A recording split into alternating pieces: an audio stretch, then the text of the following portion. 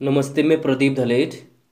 आज हम माखनलाल चतुर्वेदी की प्रसिद्ध कविता कैदी और कोकिला का वाहवार सहित वर्णन करेंगे। यह कविता आजादी से पूर्व की कविता है। इस कविता के माध्यम से कवि ने स्वतंत्रता सेनानियों के साथ जेल में किए गए दुर्व्यवहारों और यातनाओं का मार्मिक चित्रण किया है। कवि खुद भी एक स्वतंत्रता सेनानी थे, जिसकी वजह से उन्हें बहुत बार जेल भी जाना पड़ा था।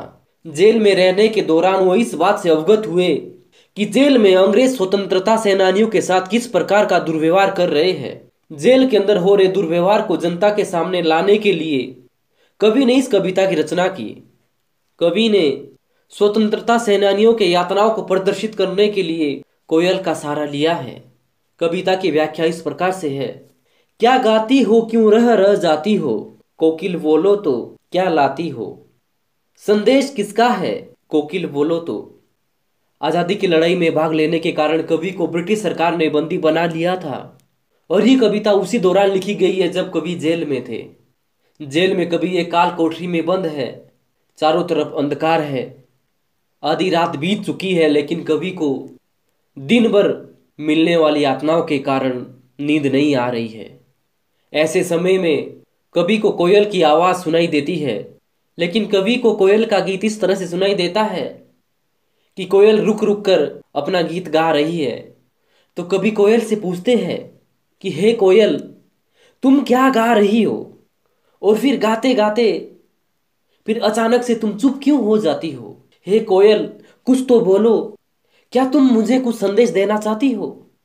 यदि आप मुझे कुछ संदेश देना चाहती हो या मुझे कुछ संदेश देना चाह रही हो, तो आप मुझे बताओ कि आप क्या संदेश देना चाह रहे हो और किसका संदेश है। हे कोयल, आप मुझे बताओ कि आप क्या संदेश लेके आई हो। आगे कवि ने लिखा है। ऊंची काली दीवारों के घेरे में, डाकू चोरों बटमारों के डेरे में, जीने को देते नहीं पेट भर खाना, मरने भी देते नहीं तड़प रह जाना। इन पंक्तियों में माखनलाल चतुर्वेदी जी ने जेल के अंदर के माहौल का वर्णन किया है।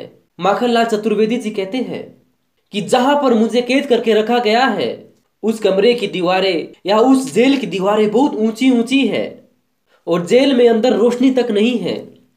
चारों तरफ अंधकार छाया हुआ है।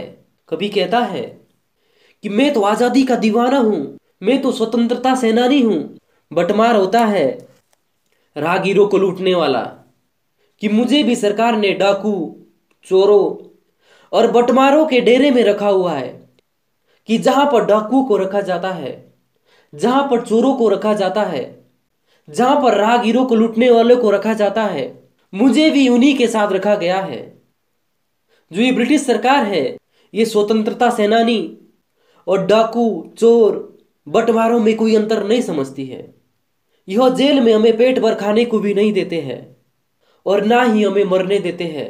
कवि के कहने का अभिप्राय है कि जेल में सिर्फ इतना सा खाना दिया जाता है जिससे ना तो मरा जाता है ना ही जिया जाता है।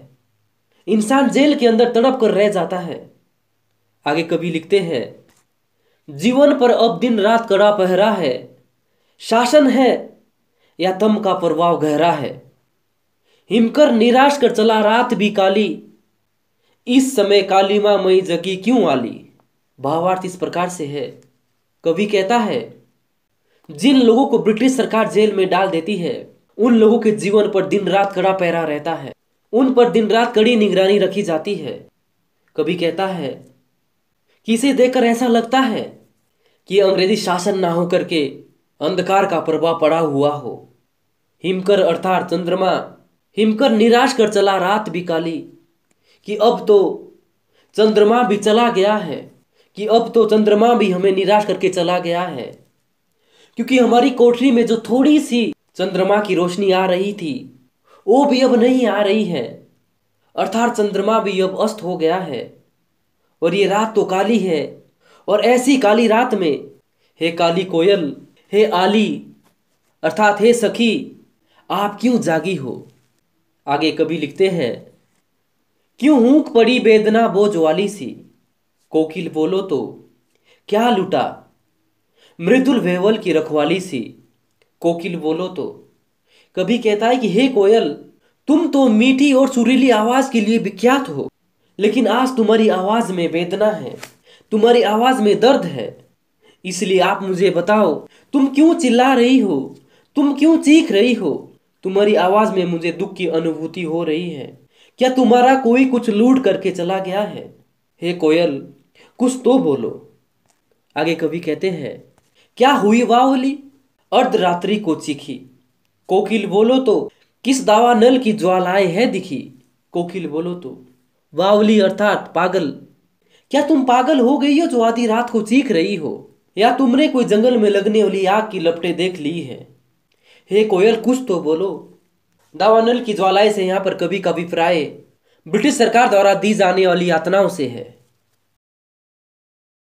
आगे कवि लिखते हैं, क्या देख न सकती जंजीरों का गहना, हथकड़ियां क्यों ये ब्रिटिश राज का गहना, कोल्हू का चरक चूं जीवन की तान, गिट्टी पर उंगलियों ने लिखे गान। कवि को लग रहा है कि शायद कोयल इसलिए चीख रही है कि इसने मेरे हाथों पर हथकड़ियां और पांव पे बेड़ियों को देख लिया है। तो कवि कोयल से कहता है, क्या तुम मेरी हाथों पे हथकड़ियां और पांव पे बेड़ियों को देख नहीं सकती? कवि कहता है कि हथकड़ियां नहीं हैं, ये तो गहने हैं। कवि कहते हैं कि जिस प्रकार से सोने चांदी के आभूषण पहनने से स्त्री या पुरुष की शोभा बढ़ती है, उसी प्रकार से यदि स्वतंत्रता सेनानी के हाथों या पांव में हथकड़ियां या बेड़ियां डाली जाती है, ये उनके हाथों और पांव में आभूषणों की तरह सजते हैं। ये हथकड़ियां और ये बेड़ियां हमने देश को आजाद करने के लिए धारण की है। ये ब्रिटिश राज के गहने हैं जो ब्रिटिश सरकार ने हमें पहनाए हैं, और ये सिर्फ उन्हें ही पहनाए जाते हैं जो आजादी के दीवाने होते हैं। कोल्हू का चर्रक चूं जीवन की तान, कोल्हू अर्थात तेल की घानी, जिसमें सरसों आदि को डाल करके उससे तेल निकाला जाता है। कभी कहता है कि जेल के अंदर हमसे कोल्हू को घुमाया जाता है, और जो कोल्हू को घुमाने से चर्रक चूं की आवाज आती है, वो हमारे जीवन का सुर है, वो हमारे जीवन के गाने हैं। जेल के अंदर हमें यही सब सुनने को मिलता है। और जो जेल के अंदर पत्थर तुड़वाए जाते हैं, उन पत्थरों पर हम अपनी उंगलियों से आजादी के गीत लिख रहे हैं।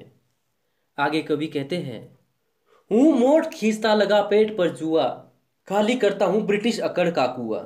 दिन में करुणा क्यों जगे रुलाने वाली, इसलिए रात में गजब ढा रही आली। कवि कहता है कि ब्रिटिश सरकार स्वतंत्रता सेनानी को तरह तरह की यातनाएं देती है, उनके मनोबल को गिराने का अनेक प्रकार से प्रयास कर रही है। स्वतंत्रता सेनानी के अंदर जो देश को आजाद करने का जुनून है, उस जुनून को कम करने के लिए ब्रिटिश सरकार हमें तरह तरह की यातनाएं दे रही है, हम पर तरह तरह के अत्याचार कर रहे हैं। लेकिन हम उनकी यातनाओं से डरते नहीं हैं और उन्हें खुशी खुशी के साथ सहन करते हैं, क्योंकि हमारे अंदर एक ही जुनून है कि हमने देश को आजाद कराना है, ब्रिटिश शासन को उखाड़ फेंकना है। यहाँ पर कवि कहते हैं कि मैं मोट खींचता हूं, मोट अर्थात चरसा, चरसा अर्थात चमड़े का एक बड़ा थैला। ये थैला कोई छोटा मोटा थैला नहीं होता है, बहुत बड़ा थैला होता है, जिसे कुएं में डाला जाता है और उसे पानी से भर के बाहर निकाला जाता है। कवि कहता है कि मैं उस थैले को पानी से भर करके कुएं से बाहर खींचता हूं, और उसे खींचने के लिए मेरे पेट पर जुआ लगा हुआ है। जो ये जुआ होता है, ये एक मोटी सी लकड़ी होती है जिसे बैलों के कंधों पर रखा जाता है, और उस लकड़ी में हल को फंसाया जाता है। कभी कहता है कि मेरे पेट पर उस लकड़ी को फंसाया गया है, और उस लकड़ी में उस मोट को बांधा गया है, और मुझे उसको खींचना पड़ता है कुएं से बाहर। और यदि हम ऐसा करने से मना करते हैं तो हमारे शरीर पे कोड़े बरसाए जाते हैं। तो ये काम मैं खुशी खुशी से करता हूँ, और ऐसा करते समय खाली करता हूँ ब्रिटिश अकड़ का कुआं। और ऐसा करते समय मैं पानी के कुएं को खाली नहीं करता, बल्कि जो ब्रिटिश शासन की अकड़ है, उनका जो घमंड है, उस घमंड को मैं चकनाचूर करता हूँ।